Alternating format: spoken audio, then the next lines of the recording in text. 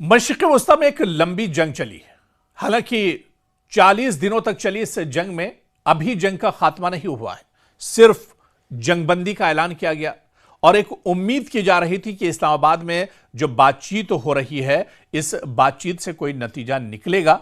लेकिन इस्लामाबाद की जो बैठक हुई, अमेरिका और ईरान के वफूद जो यहां पर बैठे, वो बातचीत भी एक तरह से नाकाम हुई, इसमें कोई पेशरफ्त नहीं हो सकी।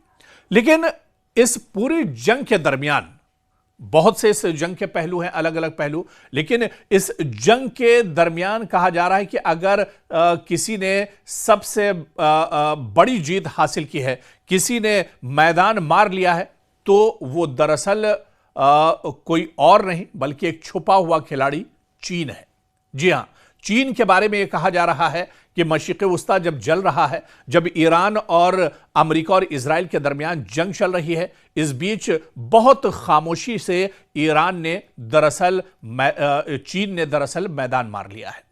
और माहिरीन कहते हैं कि बगैर एक गोली चलाए चीन ने मशरिक़ वस्ता में मैदान मार लिया।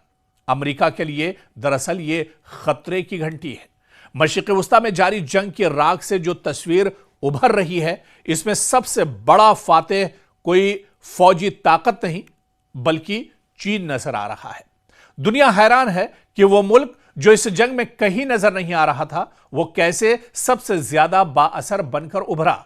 यह बहुत बड़ा सवाल है और जराए का दावा है कि यह बीजिंग ही था जिसने खामोशी से तेहरान को जंगबंदी यानी सीजफायर कबूल करने पर आमादा किया।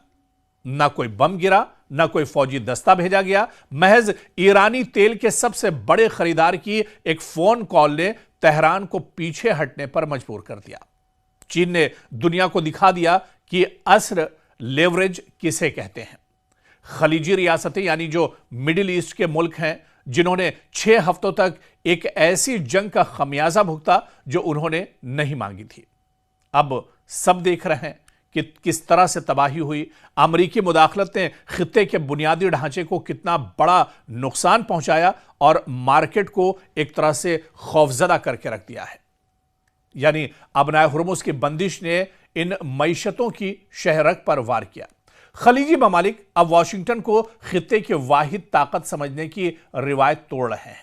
यानी साल 2023 से साल 2026 तक आप देखिए कि बीजिंग का बढ़ता हुआ जो साया है, यानी चीन ने पहले साल 2023 में ईरान और सऊदी अरब के ताल्लुकात बहाल करवाए। उससे पहले कशीदगी एक तरह से थी ईरान और सऊदी अरब के ताल्लुकात में, लेकिन वो चीन ही था जिसने मशरिक़ वस्ता में पहल की और जो कट्टर हरीफ थे यानी सऊदी अरब और ईरान, उनका हाथ मिलवाया और उनके ताल्लुकात एक तरह से चीन ने बहाल कराए।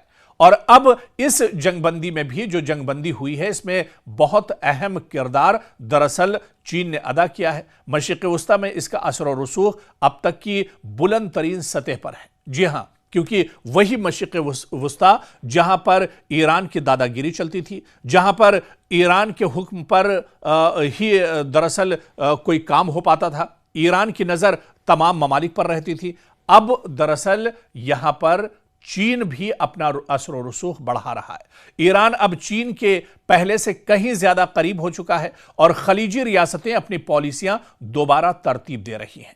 यानी बगैर जंग लड़े आलमी ताकत का उरूज एक तरह से साबित हो रहा है। चीन ने साबित कर दिया कि वो बगैर एक गोली चलाए भी सुपर पावर्स के खेल में सबको मात दे सकता है।